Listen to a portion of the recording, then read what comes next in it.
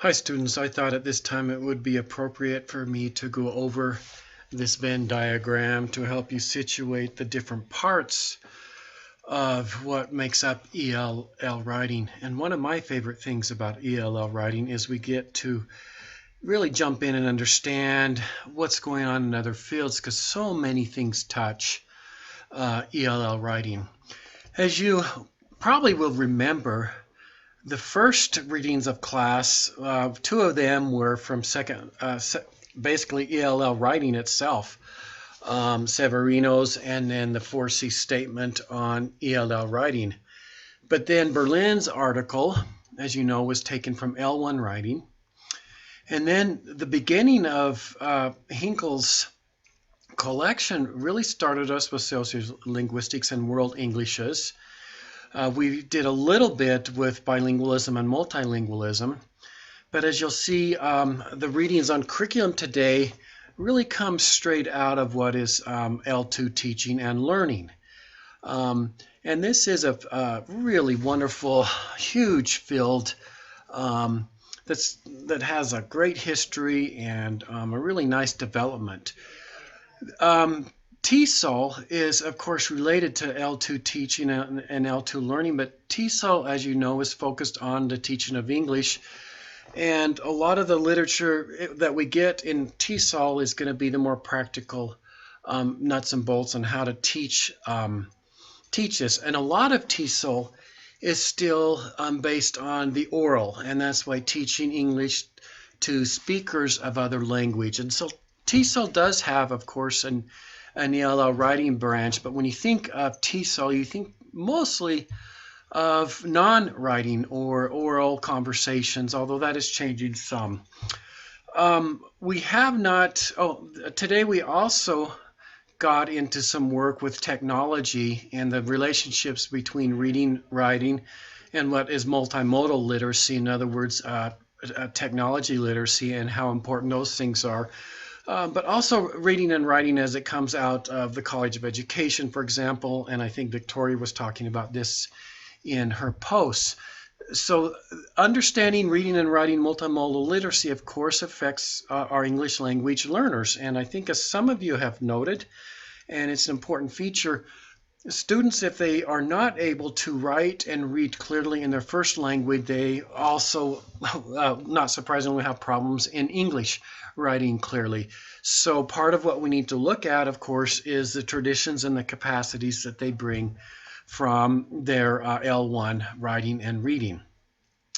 We have not read very much in L1 writing, but you will see when we get to the next book, L2 composition, that a lot of the writing-centered work in ELL writing has a strong L1 base, and sometimes the base rejects L1 writing, but more often than not that it adapts it or makes it work better for the ELL writers. Those of you who have had me for intercultural rhetoric understand how important intercultural rhetoric and cultural studies is for these issues, and a lot of issues of identity, hegemony, ethnocentrism, and intercultural appropriateness come from that field. And we might get to a couple of those readings at the end of the semester, depending on where the students are.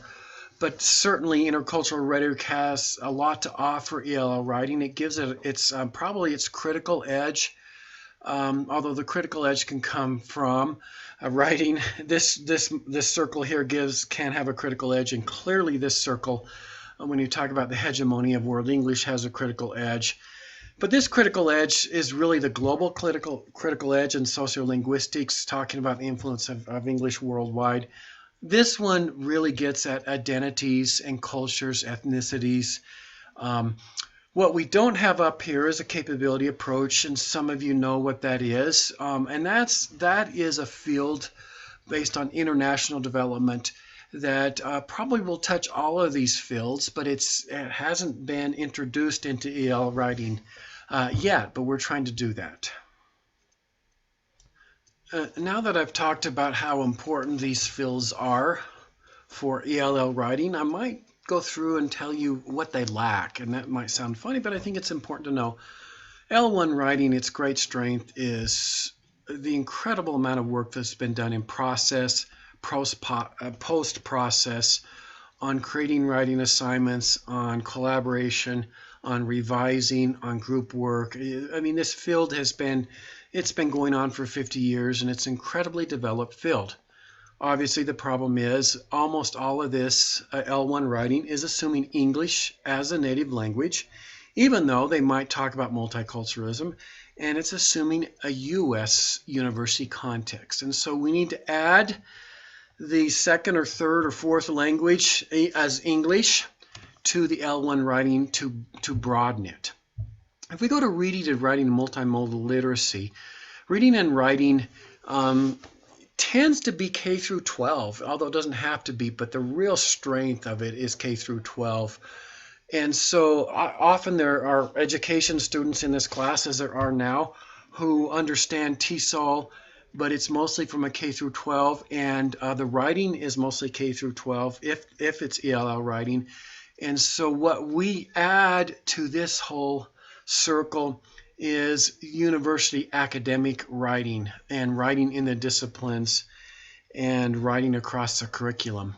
So this is a great field, but it tends to be K through 12. The multimodal literacy, I bunched these together. I could have separated those. There's a lot of work on multimodal literacy in rhetoric and professional communication, as well as in colleges of education that talk about how computer literacy, technology literacy, cell phone literacy influences what's going on in ELL. And that is not K through 12 in that is going across the board, but much of it does not have an ELL theoretical base or research based. Sociolinguistics, we talked about how important that is to understanding the influence of World English. One of its weaknesses to me and for many is it doesn't have a practical application to the writing classroom. It does not really tell us what to do specifically with our students when we have an English 111M and we've got 15 students and from 8 different countries. So that's really a large body of globalization work. L2 teaching and learning, you're experiencing this with the Hinkle collection. Its great strength is on curriculum planning and curriculum development. I love the consistency between these really large global issues of curricular planning all the way down to the nuts and bolts. And it's been looking at teaching and the practice of teaching and L2 learning for a very long time. It has a really well-developed body of theory, but it doesn't do writing. Rarely does writing. And so that's a connection that we're trying to make. Bilingualism, multilingualism, we will have some readings at the end. This is a really fascinating field that talks about all the dimensions of bilingualism, multilingualism, and the ranges of students and trilingualism. It has an adult literacy component, but it also has a K through 12 component. Currently, the field of rhetoric and composition is adapting and pulling in some theories in bilingualism, multilingualism, but it still needs to permeate a lot of our thinking about ELL writing, and we have not made the connection as well as we want to. Intercultural rhetoric and cultural studies. Intercultural rhetoric obviously directly affects English language writing because it gives the patterns of writing and the purposes for writing, the whole prios of writing, purpose, reader, information, organization, style, can be examined from an intercultural perspective. But I have connected cultural studies, intercultural rhetoric. Cultural studies in rhetoric and composition in our field does great at looking at identity, does really bad at looking at identity beyond one person and looking at identity beyond groups of people in all their complexities. It tends to frame the discussion of identity into one individual assuming a U.S. individualistic context. And so cultural studies has a long way to go to understanding ELL writing because its paradigms and frameworks are so individualistic based.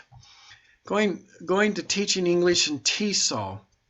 This is, if I think if English teachers understood the world, the magnitude of this world movement, they would be blown away by how much English teaching is going around the world. A lot of this is for profit in terms of its practice all over the world. And because of the economic difficulties, in other words, there are English teachers in every country all over the world. Sometimes English teachers aren't prepared well. Sometimes they are. But TESOL really means, the teaching of English, and as I mentioned, of oral English. So we add writing to that, and we write a really heavy dose of writing. Anyway, I hope this helps you understand where we are in our, and we will go through the rest of the circles throughout this semester, and maybe we can add some more circles to this or divide these up. I'm not sure. Anyway, thanks, students.